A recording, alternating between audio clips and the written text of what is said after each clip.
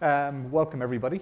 And for the next roughly hour or so, we'll be talking about architecture decision records.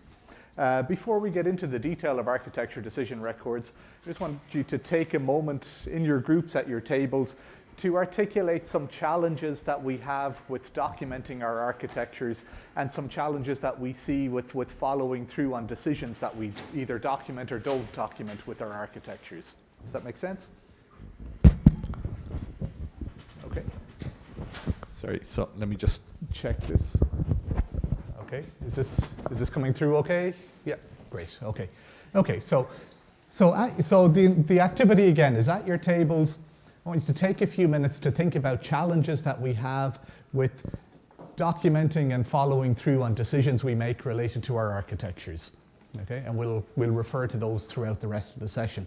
But I want you to take 2 or 3 minutes. I'll set a time box of actually 2 minutes to come up with some challenges at your tables, and we'll do a debrief in a moment, but some challenges at your tables that you face with your architectures and your products and your teams related to architecture decisions and their documentation or lack thereof. Okay? So what questions do you have before we begin? Okay, so 2 minutes and we'll debrief after that.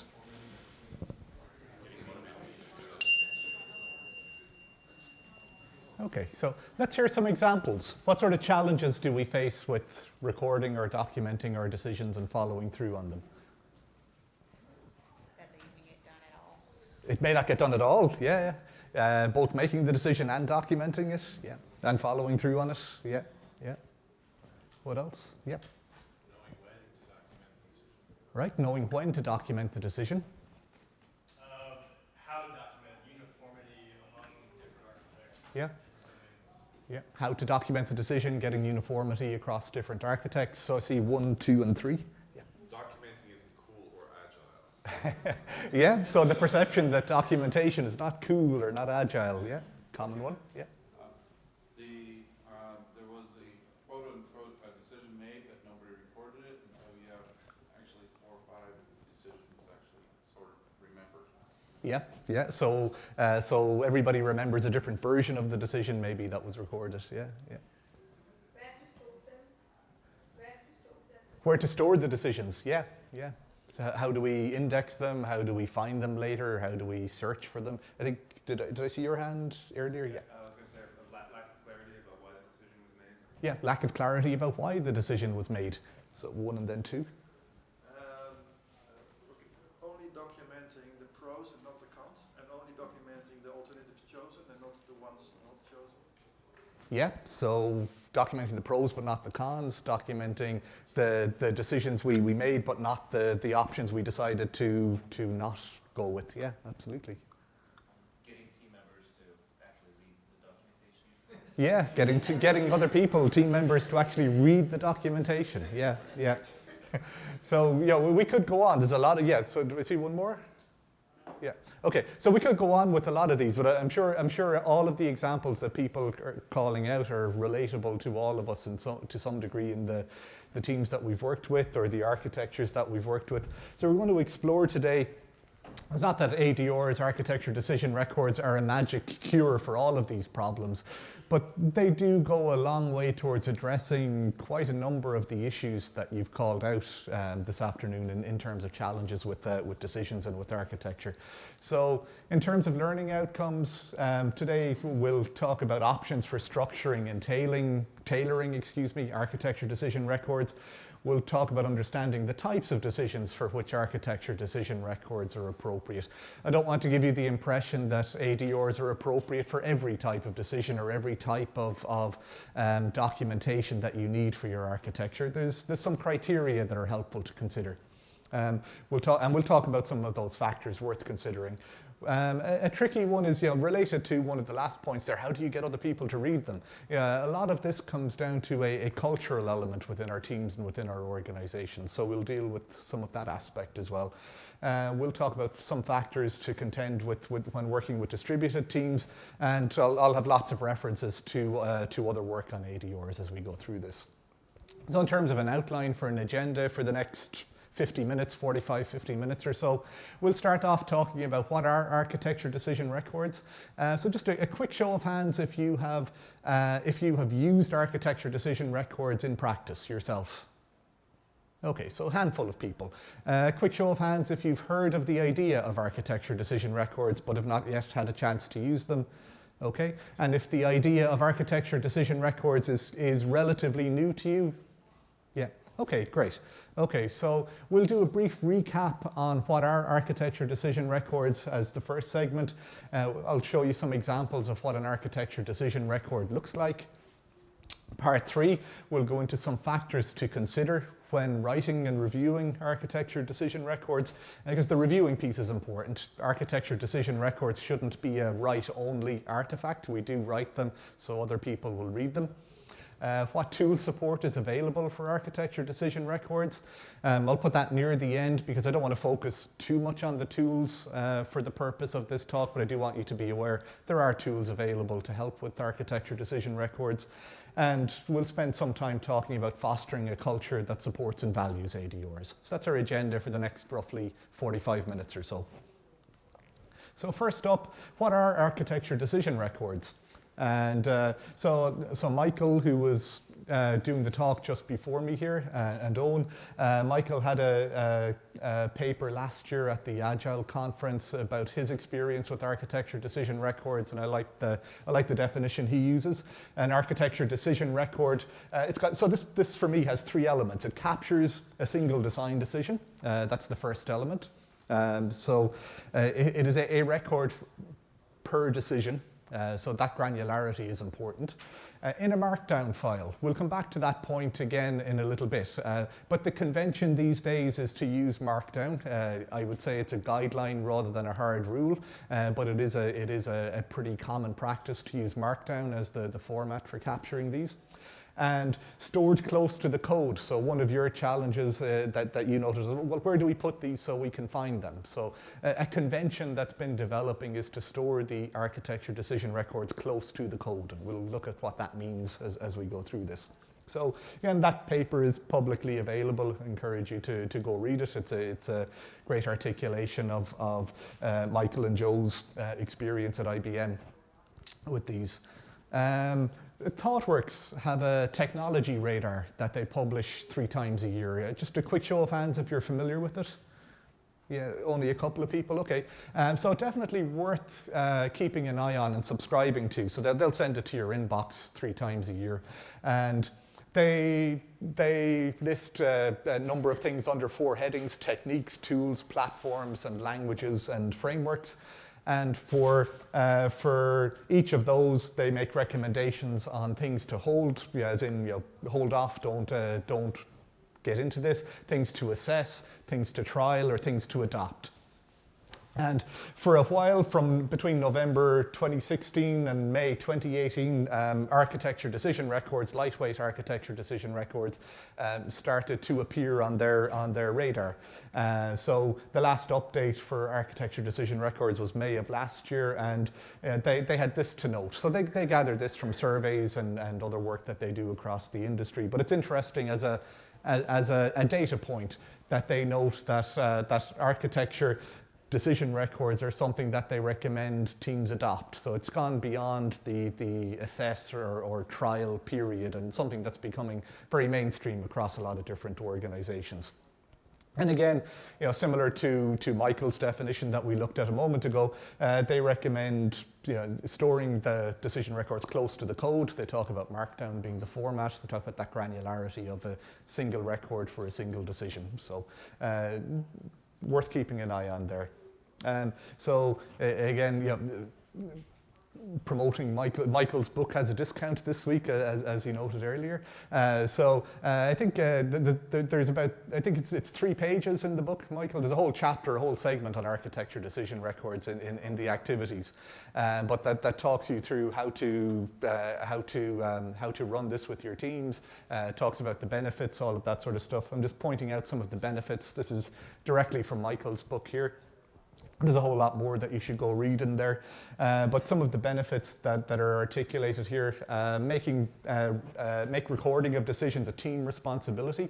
So it shouldn't be just one person that's responsible for documenting architecture decision records. Again, re-emphasizing the point that we keep key decisions close to the code. So the idea is that you create a folder in your Git repository or whatever version control system you're using. And under that, you have a docs folder with an ADR subfolder maybe. And under that, you store your architecture decision records.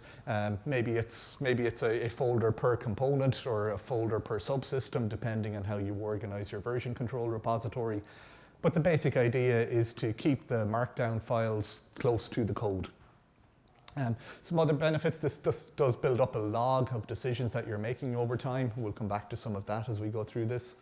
It involves the whole team in the decision-making process, and a whole lot of more benefits that you can read about in the book there. Okay, so these are some comments that I get from the teams that I work with the architecture decision records, and as you can see, it ranges from good, like this fills a gap that's been missing in the past with recording architecture decisions. People feeling that it's great that we're bringing a focus to architecture decisions, because sometimes that gets lost in the throes of daily business. Feeling that this is a great thing, it's simple, it's straightforward, it's easy to use. And then on the other side, we have people wondering, well, why do we need this? Don't we already have architecture specifications? Or, great, we've got more documentation to do. So we'll come back to some of those points when we talk about culture in the last segment. But, for those of you that have tried this, do these sorts of reactions resonate with some of the things that you see? Yeah? Yeah. Yeah. So I expect that you'll get a range of reactions as you try this out with your teams. It's not a magic bullet, and as we know with any sort of change that we try and introduce to our teams, people are not going to automatically accept it just because we think it's a good idea. So let's think about that as we move through these segments. Again, this and the next couple of slides articulate some of the benefits that we've been seeing with teams that I've been working with from a number of different perspectives. So from the perspective of authors of the architecture decision records, they feel that they're getting more timely feedback during feature development. They feel that they're seeing earlier identification of design defects and missed impacts by having these simple lightweight structures to share and get reviewed quickly.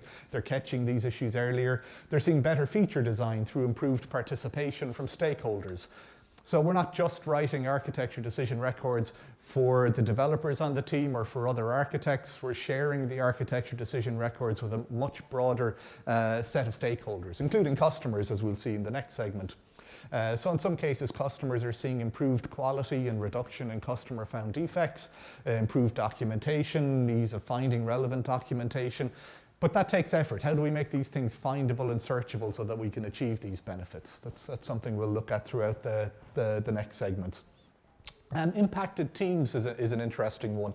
I mentioned earlier that we're not just using ADRs as a write-only artifact. We do want other people, other teams, other groups to read these architecture decisions that we're making, and especially if they're impacted by the decisions we're making. So part of the context I'm referring to here is a situation where you've got globally distributed teams working on large products and systems, and maybe different teams responsible for different areas of the architecture. And changes in one area of the architecture made by one team in one location is going to have an impact on multiple other teams in potentially multiple other locations around the world, and certainly other areas of the architecture. Is that a scenario that's familiar to people? So when in the architectures that you work on, you've got lots of teams with a change made here, potentially having impacts rippling out to other teams and other parts of the organization. So we do want to make sure that when we record decisions that are impacting other teams, that those other teams are feeling some benefit. And here are some of the benefits that we're seeing include things like teams being notified earlier of architecture changes. We have had cases where teams were surprised by architecture changes, surprised by changes to an API in a component. Has that ever happened in your architecture?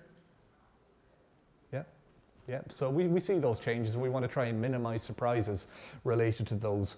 Impacts not identified by the author may be detected when the ADR is published to the wider community. So Part of the point there is that we don't want the ADR to necessarily be perfect, whatever perfect means, before we publish it to the wider community. We want to use it also as an artifact to start to get some feedback on how we're thinking about the evolution of the architecture. And it's a useful artifact from that perspective. Does that make sense? So it's a document that we're using to get some feedback, and we'll make some updates to it. And we see a reduction in what our teams call design defect escapes. So issues that originate in design defects are reduced because of these.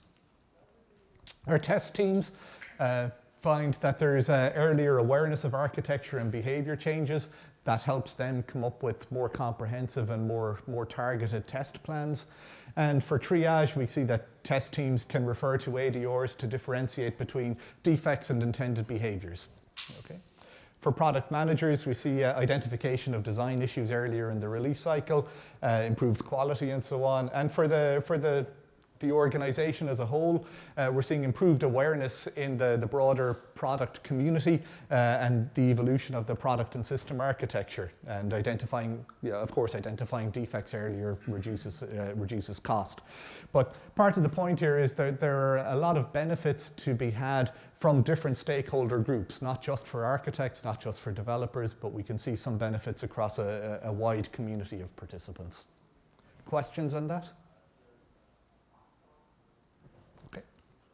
Okay, so what do ADRs look like? So one of the original sources that most people cite is Michael Nygaard's template. He follows the Alexandrian pattern, and this has influenced a lot of the thinking around ADRs in the last 5 or 10 years. You have a title, a context, a decision, status, and consequences. Those are the basic sections of an architecture decision record. So Michael talks about having names that are short noun phrases like deployment on Ruby on Rails 3.0.10 or LDAP for multi-tenant integration. So just very short descriptive names that convey some meaning behind what the decision is actually about. Some context that describes the forces at play when you're making the decision. What are the technological, political, social, local project issues that you need to consider when making and recording these decisions. Then what is the decision itself? What is it that we're actually deciding to do? The status, it could be accepted, proposed, deferred, superseded, could be something else. We'll talk about some other examples in a little bit. And the consequence. Now that we've made this decision, what are the implications or the consequences of this decision for other things in the organization or the architecture? So this describes the resulting context. Yeah, all consequences should be listed here, not just the positive ones. I think somebody mentioned earlier on that we tend to document the positive impacts of our decision and not necessarily the negative ones. And sometimes there are negative consequences to our decisions. But let's note all of them so that future team members have that context. Some other examples, Michael and Joe in their paper use this template, title, context, decision, status, and consequences, which is pretty much based on Michael Nygaard's template. Paolo Merson has a slight variation on that, where he talks about brief decision title, decision, the rationale for making the decision, status, and consequences. Some guidelines for what to include in an ADR. So again, Paolo has some guidelines here, like keeping it plain text. If you were printing it out, it should be no more than 1 to 2 pages. So we're not talking about massively long documentation for a decision. There is a place for longer architecture documentation, but ADRs are typically not it. We want to keep these to 1 to 2 pages. And they should be numbered so that we can index them. They should be stored within the software project repository, so stored close to the code. One issue that we come up against is where we've got a large product ecosystem, where we've got maybe multiple platforms, multiple products, shared components, shared libraries. Where do you store the ADRs in those contexts? And there are some strategies for that. And Paolo suggests creating a separate repo for those cross-cutting ADRs. Paolo has an example that we'll look at in a moment. He suggests also tracking ADRs in the backlog as work items to do. Reviewing ADRs we'll talk about in a little bit, and we'll talk about some criteria to consider for what makes a decision significant enough that we would want to use an ADR. Again, directly from Michael's book on the right-hand side there, include only one decision per file. Again, just re-emphasizing that granularity. We want to have one decision per file. So again, that may mean we'll end up with lots of files, but that's a good thing. We want the granularity of the decisions to be that. We want to sequentially number the ADRs, keep the old records. We want to keep them short, use plain language, put architecture decisions through the same review process as code. So using whatever review process you use for code, also use the same thing for ADRs. Store them in version control with the other artifacts. And ADRs should not be the only architecture documentation you create. My point a moment ago, that we do need other architecture documentation as well. But sometimes it's useful to link or index from the ADRs to that other documentation. So there's a couple of things, so I love all of that. I mean, there's a lot of that's informed how I've been using architecture decision records for the last few years with my teams. But I've added a couple of things to the template, and not just because I wanted to add them, but through discussion with the teams that I've been working with and things that they also felt were important. We ended up modifying this basic template a little bit. So the templates here are great, but there was a couple of things that we wanted to add. And so this is the current template that I'm using when I use ADRs. Again, it's got most of the elements of the previous template, but a couple of additional things that I'll draw your attention to. One is this architecture context. So under context, I've got a separate section for architecture context. And the reason that that's important is that the systems that we work with are pretty big. I mean, we're talking about hundreds of millions of lines of code, multiple platforms, thousands of components or hundreds of subsystems, dozens of major systems. And it helps to be able to quickly pinpoint or articulate in that broad landscape of stuff, what's the context that we're talking about. So which platforms, which products, which components, which features. Okay, so that's the first thing. The second thing they'll draw your attention to is this one. And this may feel a little out of place in an architecture decision record, but there's a context and a story behind this, as there is with most stuff. One thing that I'm interested in is how we make decisions in general as teams and as organizations. So one thing that came up for us was it became important to understand the mental or physical state of our teams as we were making these decisions. And an easy way to record that was to do it as we were recording the architecture decisions. So as we make this decision that's potentially impacting multiple components, potentially hundreds of millions of lines of code, potentially hundreds to thousands of engineers, how are we feeling? Are we overburdened? Are we tired? Are we feeling well balanced? Are we feeling confident? So having that mental or physical state became a useful data point for us to reflect back on when we gathered a number of these architecture decision records. Okay, does that make sense? Yeah. And then the third thing is references. It became useful for us to explicitly call out references to other documentation or other data sources. So we have things like architecture specifications or even wiki pages or other things that we weren't necessarily trying to replace with ADRs. This was filling a different purpose, but it became useful to be able to reference those other sources through the ADRs and maybe providing a hyperlink or a document reference. Yeah, question? So the mental physical state of the team, if there's multiple people on the team, it seems like you cross all of those at the same time. So how do you decide what the state of the team is? Yeah, so it's generally of the decision maker rather than the entire team. So the question was, if you've got multiple people on the team, how do you discern the mental or physical state of the whole team? Generally, we're talking about just the decision makers in this case. So even with a team of 15 or 20, or 100 or 200, for a given architecture decision that we're recording, it's generally a small handful of decision makers. And this may not be the case everywhere, but our practice evolved to having a primary decision maker for that ADR with a number of reviewers, which is there in the section above. So it's generally the mental or physical state of that small group of people that we're talking about here. Does that answer your question? That's fine. Yeah. Cool.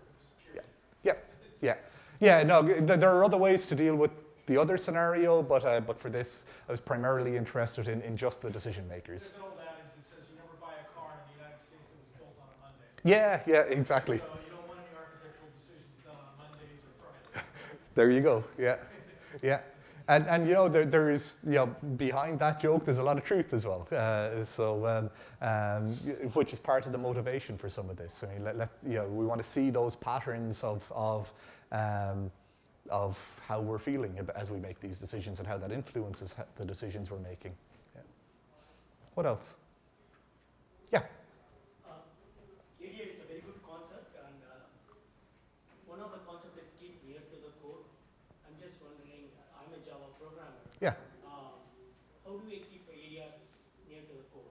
Can check it to the SVN? Yeah. Which format do we use? Is there any guidelines? Yeah. So as a Java programmer, so the question is, as a Java programmer, how do you keep the ADRs close to the code? And as a Java programmer, you've got at least two options. So, and we'll come back to this in the section on tool support. But the first option is the one I mentioned earlier about creating a specific folder in your version control repository and putting your markdown files in there. There are also tools that will allow you to put markup in your Java code. And extract the architecture decisions from there. I'll give you some pointers to those when we come to the tooling section. Okay. Yeah. A follow up on that. Suppose you're making these decisions before code. Yeah. Is the idea that as you're coding, someone's going to go back to this central repository and then pull them into the code? Yeah. So I'm trying to, at least when I do this, I'm trying not to couple the coding moment with the decision moment. So ADR could come first or the code could come first. It doesn't really matter to me. Maybe we do some exploratory coding and then make a final decision, or maybe we make the decision, do some code and then record the decision. There's all sorts of scenarios. But when we say keep it close to the code, we mean physically close, like in the version control repository. So it really doesn't, well, not that it doesn't matter, but it doesn't matter so much when the decision is made versus when the code is written. The point is to keep the markdown files in the same repository as the source code. And we'll come back to that in a few moments as well. Yeah. Yeah, so just a little side comment. Sure. I think I discussed this with Michael. Yeah. Close to the code is of course true if you're a true pure play software architect. Yeah. However, if your primary stakeholders are maybe not developers, but Right. other people that you're working with, business stakeholders, Yeah. then maybe you want to put them somewhere closer to those stakeholders because they Yeah. don't regularly open up your version control system. Right. Right? So Yeah. instead of close to the code, let's say close to your primary stakeholders, Yeah. which equals the code if you are a pure play software. Yeah. So did everybody hear the comment? Yeah, so I'll just play it back just very briefly. So not all of your stakeholders use your version control system. And so putting the ADRs close to the code may not serve all of your stakeholders who need to read or review the ADRs. And that's exactly something that a lot of our teams wrestled with as well. And we went through a number of iterations of trying different solutions to that. I'll talk about one in the tools section again in a moment. So it is possible to index your ADRs and publish them as a web page and point people at that. So people don't have to go to the version control repository to see and review the decisions. So we'll talk about tools in a moment. But it's also a big topic under culture, which we'll come to at the end, because the tools you use are often a reflection of our culture as well. So we'll talk more about that. Okay, I'm going to move on, just in the interest of time. Hopefully we'll have time for more questions as we go through this. This is an example based on the template on the previous slide. So in this case, it's about reducing memory consumption. We needed to make some decisions about reducing memory consumption.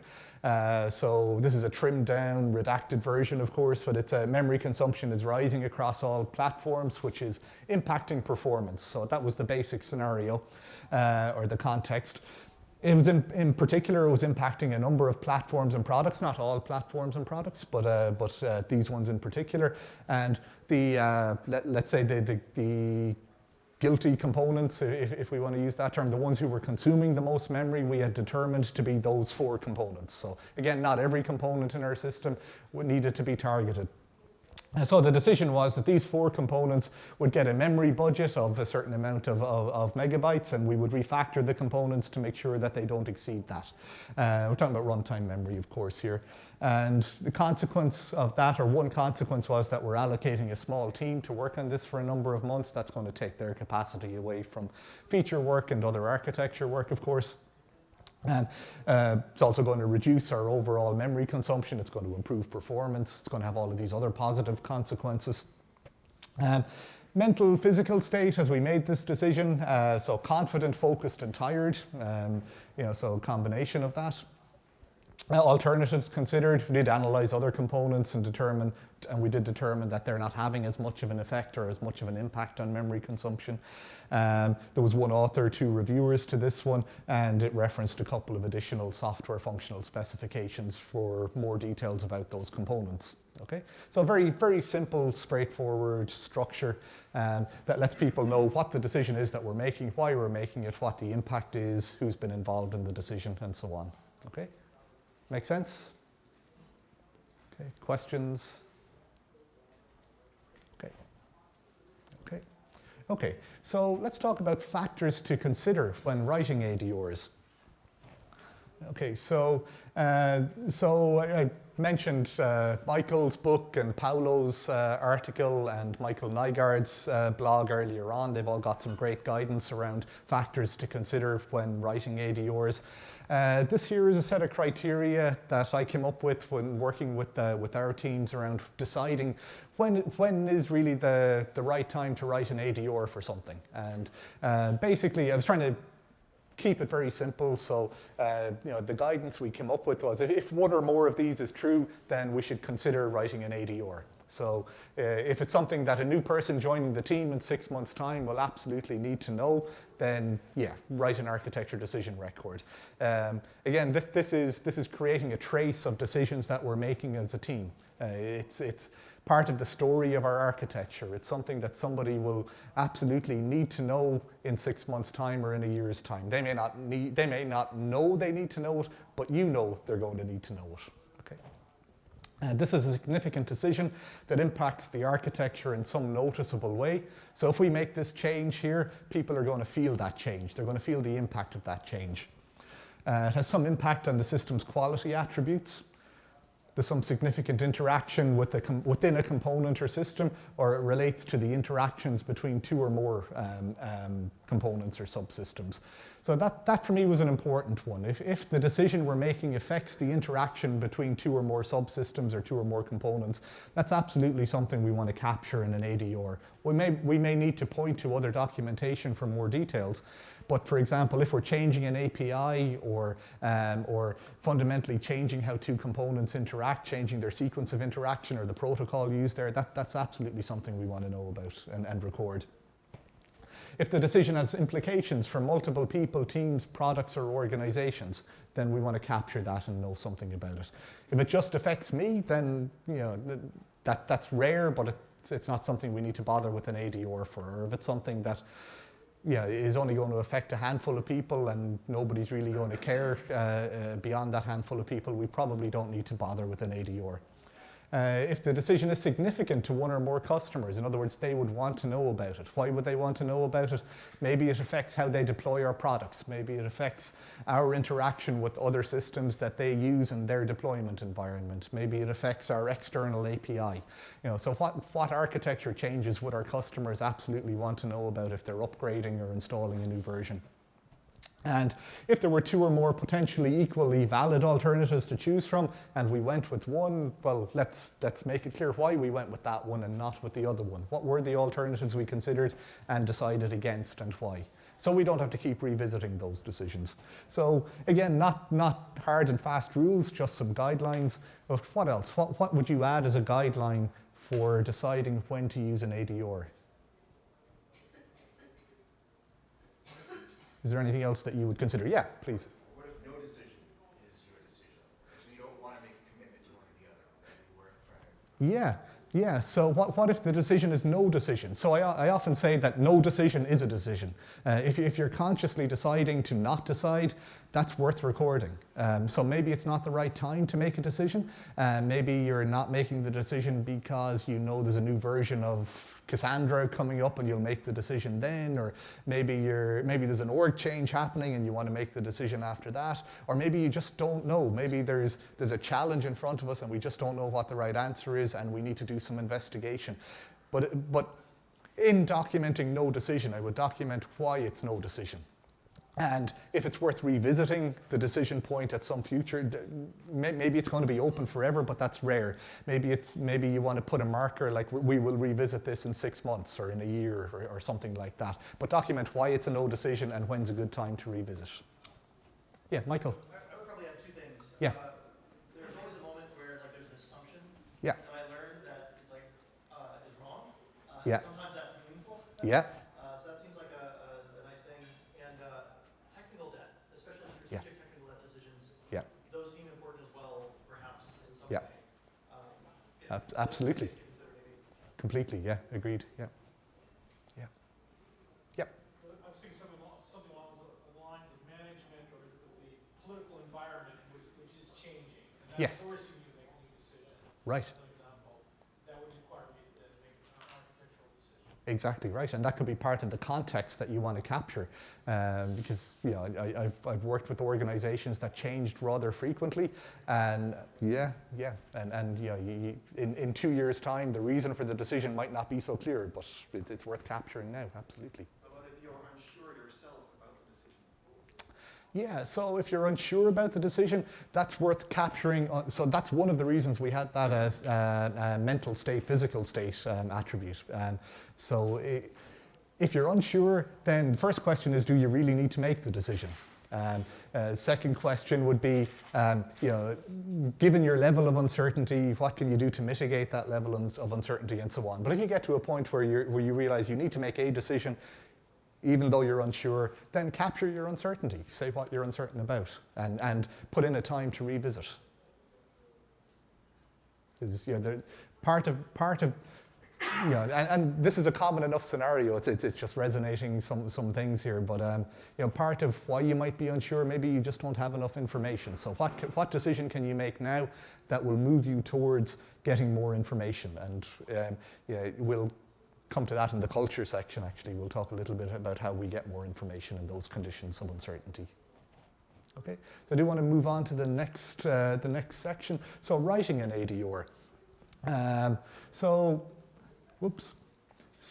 I do want you to get some practice. So there are some pencils and paper handily on the table from the previous session.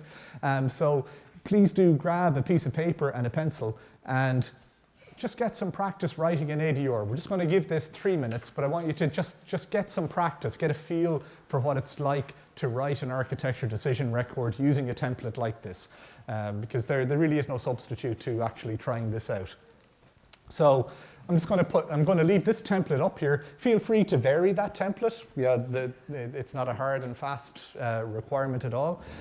Use one of the earlier, shorter templates if you want to. Come up with your own headings if you want to. But do try and stick, there's an overall theme or spirit to the headings throughout all of these templates. Do try and stick to that intent or that theme. So I'm going to give this 3 minutes starting now. Okay, wherever you are is just fine with that. So let's hear some examples of not the entire architecture decision record. That first piece, the descriptive title. There are some topics that you chose to record decisions about. Memory pools, depending on the type of edit that's being performed. Okay, so memory pool, depending on the type of edit that's Whether it's shared memory versus local. shared memory versus local. Thank you. What else? I wrote limited entry namespaces for the cloud environment. Okay, so limited entry namespaces for the cloud environment. A couple more examples. Flat files versus database. Flat files versus database. technology choices. Technology choice, Technology choice. implementation choice. Yeah. And did you have a specific technology choice in mind? Go with a flat file, connect that transmission versus REST-based transmission. No. Flat file versus REST-based transmission. Okay, thank you. Deciding where to store ADRs. Deciding where to that is a decision that you'll need to make. Absolutely. Yes. Yeah. Okay. So how did it feel to capture a decision using this format?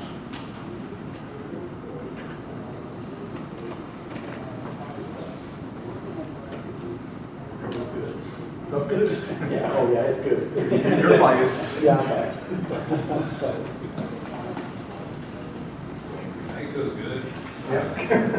One of the things that was sort of hanging over my head is that I knew I had made this decision, but the reason why hasn't been communicated to other members of my team. So this gives me that meeting to do that. So as long as I can find a place to put it, Yeah. then that will be available to people. So. Right. Okay. So it gives you a medium to communicate the decision. You still need to find a place to put it so that people can access it. Okay. Yeah. Okay. Okay. Anything else before we move on? So reviewing ADRs. So again, we don't just write them as a write-only artifact. They are intended to be reviewed. And these are some of the places where, or some of the forums rather, that I use for reviewing ADRs. I'd like to hear some of yours in a moment if you have additional ones to add. The first one, there are architecture governance forums. So there are forums where we get together to talk about architecture evolution, architecture governance related topics, and ADRs provide a really nice, lightweight means of communicating to a broad audience what are the significant decisions we're making, what's the impact of these decisions to other parts of the architecture. These tend to be semi-formal organization-wide impacting sessions with a pretty wide audience. But they're, ADRs are a useful tool in that context. So maybe that's one thing to consider if you were to do a particular example. ADR writing workshops. So I do set up short workshops with architects and other participants specifically for the purpose of writing ADRs. So we might get together for an hour, 2 hours, and use that time to write a bunch of ADRs on a particular set of topics that we defined. So, and use that for peer review of the ADRs as well in real time. Architecture retrospectives, another great forum for writing and reviewing ADRs. Design workshops, great forum for reviewing ADRs. And ad hoc peer review. So anytime you can ask somebody else to review your ADRs and get feedback on it, or call up somebody or call over somebody that you know is going to be impacted by the decision that you're making. Okay, does that make sense? Okay, what else? What are other useful forums for reviewing ADRs?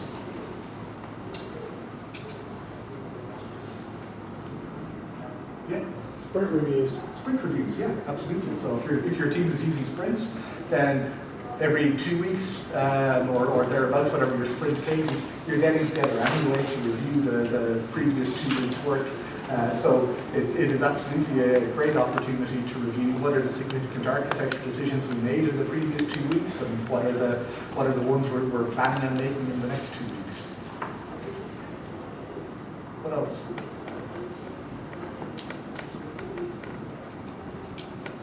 Basically, think about any forum where you've got architects and stakeholders in the architecture coming together to use that as an opportunity for reviewing ADRs. Okay, so what tool support is available? I'll just go through this very briefly. There's a lot of stuff on GitHub.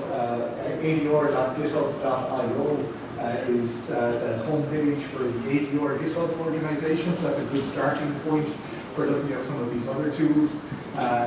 You'll see Markdown Architecture Decision Records has its own project on GitHub. ADR log is useful for generating a log of architecture decision records. ADR tools created by Nat Price is a great set of command line tools for working with ADRs, creating them, updating them, and so on. And ADR Viewer I mentioned earlier is useful if you want to aggregate all of your architecture decision records and publish them as a set of web pages. You get an interactive set of web pages that look something like this. You can click on each of the architecture decision records, and they're color coded based on status and that sort of stuff. So you can quickly get a visual for which decisions are approved, which are pending, which have been superseded, that sort of stuff. And all of this, of course, can be integrated with your seeding pipeline, and that publication of the web pages can be put somewhere where other stakeholders look at it and so on. So a lot of useful stuff to play around with and try out as you get used to this within your teams. I want to spend a few minutes on the topic of culture. How do we foster a culture that supports and values ADRs? Actually, just before I leave the tools one, the Java one that I mentioned to you earlier, you'll find a link to it from the ADR.github.io page. So we scroll down and you can see that. How do we foster a culture that supports and values ADRs? Well, let's look at this from the perspective of challenges that we might face within our organizations for adopting ADRs. And in some ways, adopting ADRs is no different to introducing any other kind of change within our organizations. But what are some particular challenges we might find related to ADRs? I won't go into breakout groups just because we've only got about 5 minutes, but just shed out something that comes to mind. What are some challenges related to this? Just the overhead. Overhead. So say more about overhead. Just for people that aren't used to the process or aren't used to creating ideas. Yeah. And now they have to go type of Right. Yeah. and socialize that. So Yes. that Yeah. So there's the overhead of writing them, or of getting them reviewed, or putting them somewhere, or just taking the mental time out to actually focus on writing these things. Yeah. Yeah. Hierarchical cultures, where if you put out an ADR, you're telling the chief architect he did something wrong. Yeah. Okay. So hierarchy and culture coming together in that sort of context. Yeah. What else? It's a time to deliver too, because time to deliver sometimes is very quick and you cannot make any ADRs or even create ADRs. Okay, so time to deliver or pressure to deliver features and within the product is so high that you might have time to focus on writing ADRs. Yeah, absolutely. Yeah, so people may have other alternatives. For example, they can write comments in the code, or they can write this kind of stuff in a wiki page and put a link in the code. So just different alternatives. Yeah. Okay. No, absolutely, and thank you all. So part of the point here is within your team, your organization, you're going to come up against some challenges when you try this out, if you haven't already tried this out with your teams.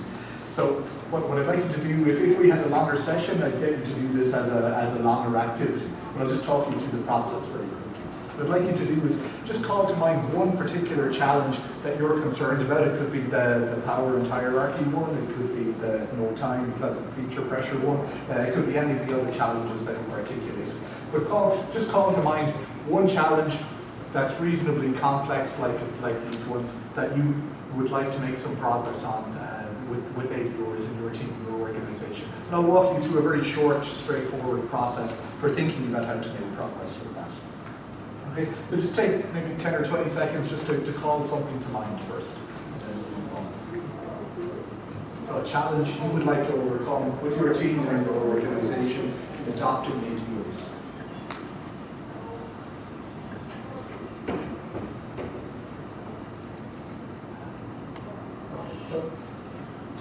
Whenever we're dealing with something like this, something that affects the culture of our organization, I typically approach it as a problem in the complex system space. Yeah, it's not a straightforward problem. And anytime we're dealing with people and culture and change, we're typically dealing with complex systems, and we need some different approaches for approaching problems in that case. So one approach is to use experiments. And I'm using experiment in a very particular context here.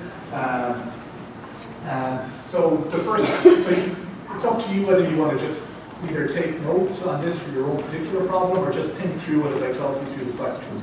But there's a set of questions that I use around designing an experiment in this sort of context. And this is exactly what I use when trying to introduce some kind of change like ADRs with the teams that I work with. It's the same process. And it comes from a set of tools from a company called Cognitive Edge, and it's related to the Kinevin framework, for those of you that are familiar with that. So Dave Snowden's Kinevin framework has a complex domain where experimentation is the appropriate approach for dealing with problems in complex ways. So the first question is, what's the action you're going to take? So if it's addressing the power of hierarchy topic or the insufficient time, you still need to try something. So what's something that you're going to try in the context of what you're going to do? So think for a moment, what's the action that you're going to take? The next question is, what are the expected signs of success? So earlier we made the point of, sometimes we may not have enough information to make a decision. We know that. What we're trying to do here is generate some new information. We know where we are. We don't have sufficient architecture documentation or sufficient follow-through in our architecture decisions. We know where we want to get to. We want to try ADRs to see if they work. Between here and there are some signs of success. There will be some indicators that that action that we took are moving us in the right direction. So what are those indicators of success? Then what will we do to encourage more of those? As we see things happening, as we see good things happening on the path to trying out ADRs, what are we going to do to encourage more of those actions that we decided to take? Let's also think about some possible signs of failure. So it may not go smoothly. There may be something that we try with this action that we get some indicators that it's not working out, it's not going to lead to a successful outcome. What are some of those indicators? And what can we do to course correct when we see those? And then how does this experiment fit within our overall objective of having better architecture documentation? So the action we take might be something like pick 3 people from the team and just write an architecture decision and send it out as an email to the rest of the team and see what new information we get from them, or see what reaction we get. But the overall objective is still that we adopt ADRs and have better means of communicating and following through on our decisions across the architecture. This is just one small step that's contributing to that overall objective. So there's a template that all of this fits on. And you'll have all of this in the slides. The template is just that. That's just re-articulating those same questions in a very visual format. Sometimes I'll use this poster as we go through a session with architects and other stakeholders to actually fill in the poster with the post-it notes and so on. But basically, you're just answering those questions. And these questions are getting you to come up with a set of actions or a set of experiments that will try and encourage the adoption of ADRs within your organization. So rather than tackling it head on and making a big declaration that we're rolling out ADRs as an initiative, approach it incrementally and indirectly as a set of experiments. What are some things that you can try out? What are some signs that those things are leading to some positive outcomes? What are some signs that those things are leading to some negative outcomes? And what can you do in either case? And understand how it's all contributing to the broader objective. There's a whole bunch of references there that I've been referring to throughout the session, but they're gathered there on one slide. You'll have this after as well. And that's it for the session. We're just out of time. So,